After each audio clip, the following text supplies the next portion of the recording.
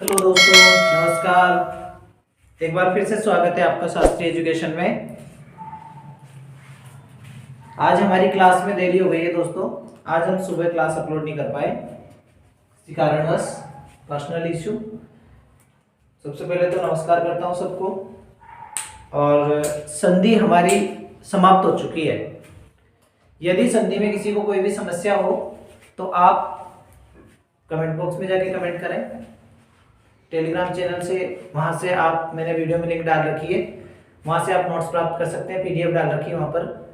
और अब next topic जो विद्यार्थियों की मांग पर हम शुरू करने जा रहे हैं। बच्चों ने कहा है, मैं स्कूल गया तो बच्चे बोले कि सर हमें पहले समास से स्टार्ट कर दो, तो मैं समास शुरू कर रहा हूँ। यहाँ पर थोड़ा दोबारा लिख देता हूँ मैं इसको, थोड़ा नीचे करके लिख लूँ। ये लीजिए, समास। समास शुरू करने जा रहे हैं दोस्तों।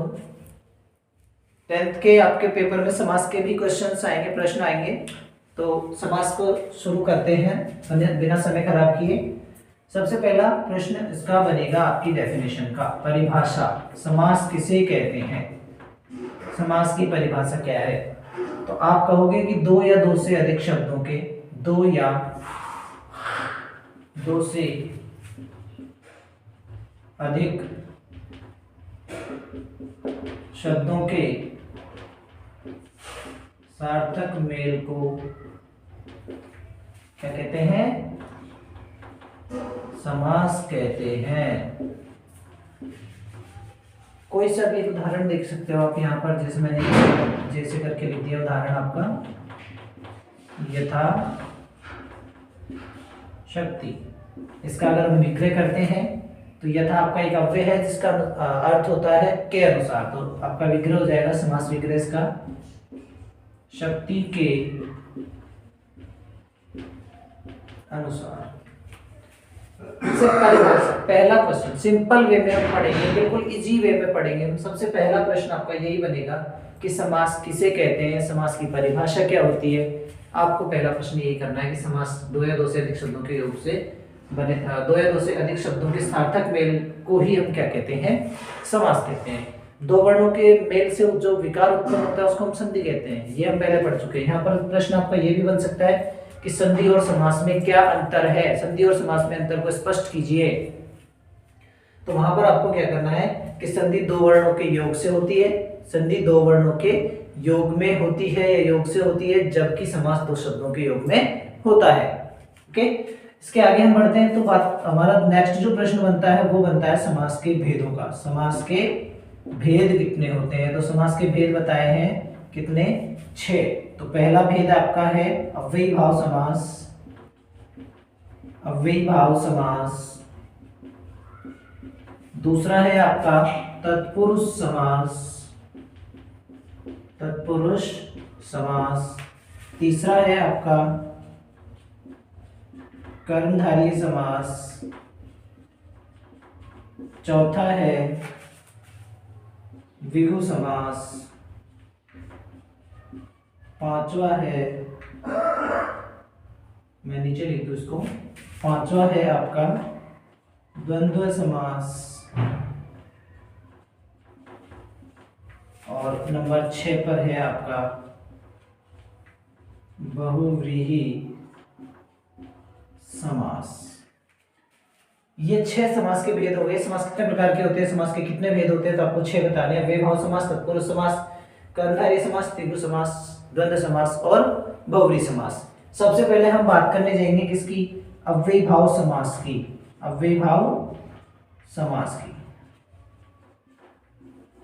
अव्ययी भाव समास की बात करेंगे हम। तो इसकी डेफिनेशन जो होती है कि वह समास जिस समास में, डेफिनेशन लिखेंगे हम, जिस समास में प्रथम पद, दो पद होते हैं समास में भी संधि की तरह, ध्यान रखिएगा। प्रथम पद अव्यय तथा दूसरा पद संज्ञा होता है, संज्ञा होता है, उसे क्या कहते हैं?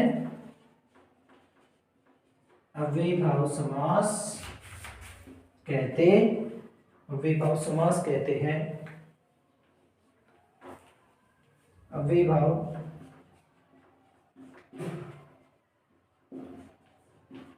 समास कहते हैं। ये आपके अव्ययीभाव समास की परिभाषा खत्म हो गई है फ्रेंड्स। यहाँ तक आप जल्दी से इसका स्क्रीनशॉट ले लीजिए, फिर उसके उदाहरणों की ओर हम बढ़ेंगे।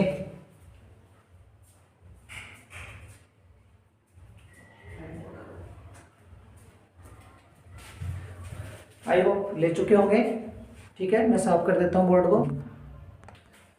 तो अव्ययीभाव समास को आगे हम परिभाषा तक हमारा हो चुका है। यहाँ पर मैं दोबारा से हेडिंग डालता हूँ अव्ययीभाव समास का। अव्ययीभाव समास परिभाषा हुई है, प्रथम पद अव्यय होता है और दूसरा पद आपका संज्ञा होता है।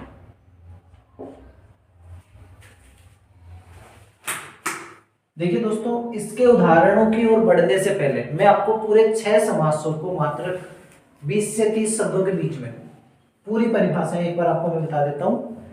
मैं इसके उदाहरणों की ओर बाद में जाऊंगा। पहले आपको मैं बता दूं कि आप किस तरह से पूरे 6 समासों की परिभाषा उंगलियों पे और कुछ मिनट में याद कर सकते हो। देखिए कैसे। आपको एक टेबल बनानी है, छोटी ज्यादा बड़ी नहीं है, मैं बना देता हूं। पहले ये लीजिए फ्रेंड्स, यहां पर मैंने लिख दिया सबसे पहला समास आपका कौन सा है, अव्ययीभाव। दूसरा तत्पुरुष, तीसरा कर्मधारय,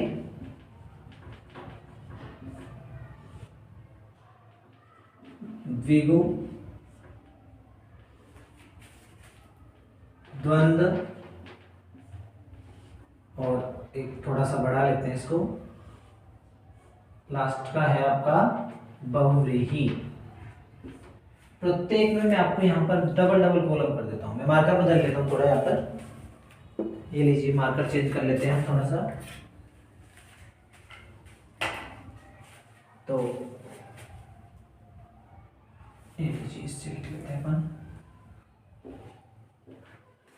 देखो मैं यहाँ पर लिख रहा हूँ 1 2 1 2 1 2 1 2 1 2 1 प्लस 2 बराबर 3, जिसको आप कहोगे अन्य। एक यहाँ पर आपको लिखना है वह, या फिर और लिख सकते हो आप। बहुत इजी है दोस्तों, इससे ज्यादा इजी समास की डेफिनेशंस आपको शायद कोई नहीं बता पाएगा।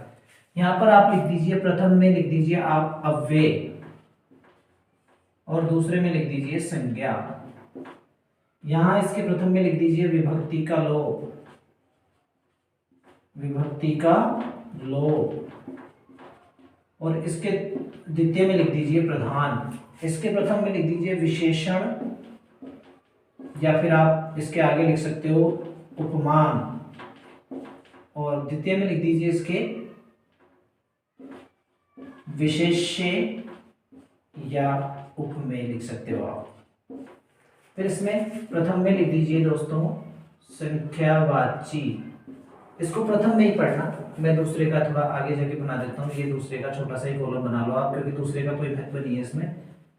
ये लीजिए, इसके प्रथम में लिख दिया मैंने प्रधान, और इसके द्वितीय में लिख दिया मैंने प्रधान। तो आप एक जगह लिख सकते हो, जरूरी नहीं है एक ही बार लिखना है प्रधान। नेक्स्ट में आगे बढ़ते हैं। 1 प्लस 2 और बराबर 3। देखिए कैसे बनाओगे। शुरुआत करते हैं अव्ययीभाव की परिभाषा से, कि वह समास जिसमें या जिस समास में पहला पद अव्यय दूसरा पद संज्ञा होता है उसे अव्ययीभाव समास कहते हैं। वेरी इजी, बहुत सिंपल है। जिस समास का पहला पद अव्यय तथा दूसरा पद संज्ञा होता है उसे अव्ययीभाव समास कहते हैं। तत्पुरुष की परिभाषा की बात करेंगे तो जिस समास के पहले पद की विभक्ति का होता है लोप, जिस समास के पहले पद की विभक्ति का लोप होता है तथा दूसरा पद प्रधान होता है उसे हम कहते हैं तत्पुरुष समास। नेक्स्ट आगे बढ़ेंगे, कर्मधारय समास। कर्मधारय समास में क्या होता है कि जिस समास का पहला पद विशेषण होता है, जिस समास का पहला पद विशेषण होता है तथा दूसरा पद विशेष्य होता है उसे हम कहते हैं कर्मधारय समास। आप ये भी बोल सकते हो कि जिस समास का पहला पद विशेषण उपमान तथा दूसरा पद विशेष्य उपमेय होता है उसे हम क्या कहते हैं, कर्मधारय समास कहते हैं। नेक्स्ट आगे बढ़ेंगे द्विगु समास में, कि जिस समास का पहला पद संख्यावाची होता है, जिस समास का पहला पद संख्यावाची होता है उसी को हम क्या कहते हैं, द्विगु समास कहते हैं। द्वंद्व समास वह समास जिसके दोनों पद प्रधान होते हैं, क्योंकि पहले में प्रधान लिखा अपन ने, दूसरे में प्रधान लिखा, बीच में वह लिखा, वह का मतलब दोनों एक जैसे होते हैं, पहला और दूसरा, वह मतलब और पढ़ोगे आप यहाँ पे। तो जिस समास के दोनों ही पद प्रधान होते हैं उसको हम क्या कहेंगे, द्वंद्व समास कहेंगे। और यहाँ पर लिखा है मैंने 1+2, मतलब एक और दो को जोड़ेंगे, जब दोनों को जोड़ेंगे तो 3 होगा, लेकिन अपन को यहाँ पे 1+2 = 3 नहीं बोल करके अपन को क्या बोलना है, अन्य। मैंने यहाँ पर आपको ये बताया 1 और 2 ये क्या है, ये पद है, पहला पद है, दूसरा पद है, और लेकिन वहां पर जाकर के एक अन्य पद और बन गया। इसका मतलब यहाँ डेफिनेशन कैसे बनाओगे कि जिस समास का पहला व दूसरा पद मिलकर अन्य पद बनाते हैं, जिस समास का पहला व दूसरा पद मिलकर अन्य पद बनाते हैं तथा वही पद प्रधान होता है उसको हम कहते हैं बहुब्रीहि समास।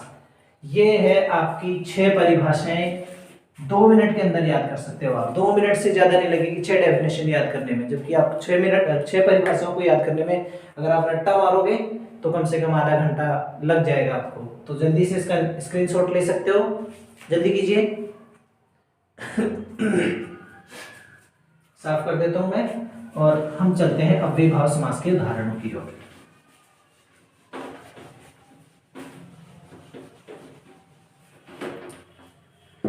इसमें मैंने आपको बता दिया पहला पद क्या होता है, अव्यय, और दूसरा पद क्या होता है, संज्ञा। उदाहरण देखते हैं। सबसे पहले उदाहरण अभी हमने लिखा था, समास की डेफिनेशन लिखी थी तब, यथाशक्ति,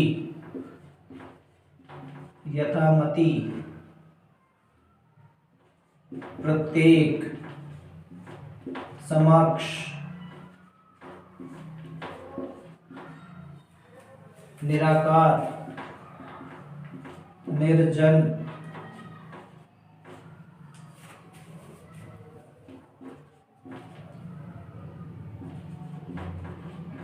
उपकृष्ण,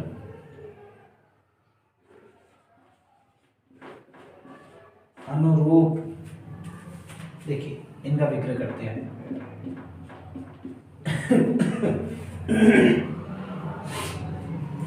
यहां से शुरुआत करें। इनमें अव्ययीभाव समास के अंदर जो अव्यय शब्द होते हैं, अव्यय शब्दों का की डेफिनेशन पहले सबसे पहले बता दूं मैं आपको कि अव्यय होते क्या है। अव्यय वे शब्द होते हैं जिन शब्दों में किसी भी प्रकार से किसी भी स्थिति में कोई परिवर्तन नहीं होता। वे शब्द जो लिंग, वचन, कारक, काल आदि के आधार पर अपने रूप में परिवर्तन नहीं करते, उन्हें हम कहते हैं क्या, अव्यय। तो यहाँ पर कुछ शब्द ऐसे आए हैं हमारे, वैसे मैं सबसे ज्यादा जो आपको बता दूं कि उदाहरण कहाँ मिलेंगे अव्यय के, तो जितने भी आपके उपसर्ग हैं सबके सब अव्यय होते हैं। एक उदाहरण और याद आ गया मेरे को, यहाँ पे मैं उसको लिख देता हूँ।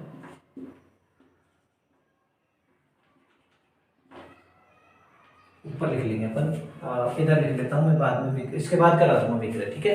तो यहाँ पर आप देखिए यथाशक्ति का करते हैं। कुछ अव्यय होते हैं जिनका अर्थ, यहाँ पर अव्ययीभाव समास के अंदर उन अव्ययों का अर्थ याद होना जरूरी है, क्योंकि अर्थ से ही विग्रह होगा। तो सबसे पहला आपका यथाशक्ति, तो यथा का अर्थ होता है के अनुसार, मैं यहाँ पे लिख देता हूँ के अनुसार। फिर आपका सम है, सम के समान, के सामने भी हो सकता है इसका अर्थ। निराकार, निर का अर्थ होता है निषेध के रूप में इसका प्रयोग किया जाता है। बिना, नहीं, या फिर आप रहित भी कह सकते हो। फिर उप है, उप का अर्थ होता है छोटा, और के समीप।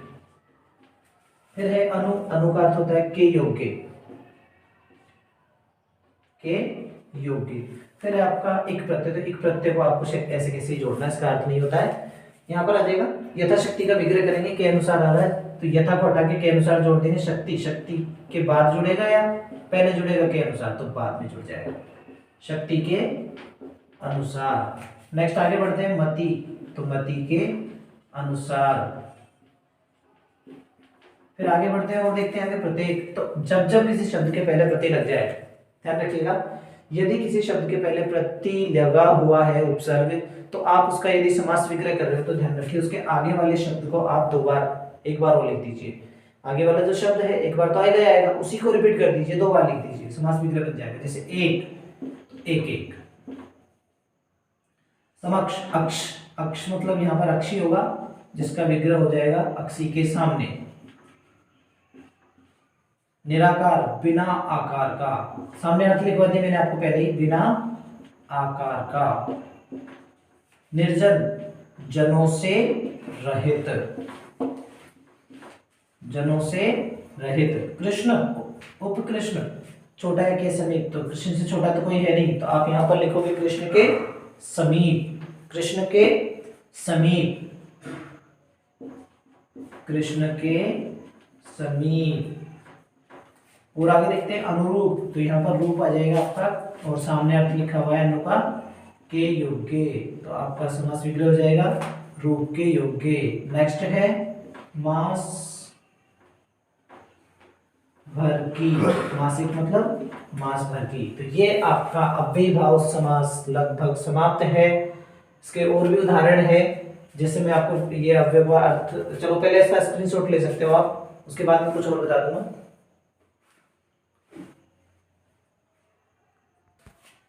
तो स्क्रीनशॉट ले चुके होंगे, तो ठीक है दोस्तों, आज के लिए हम इतना ही पढ़ेंगे, बाकी हम नेक्स्ट क्लास में पढ़ेंगे। तब तक के लिए सबको बाय बाय, अलविदा, best of luck. Okay friends, bye.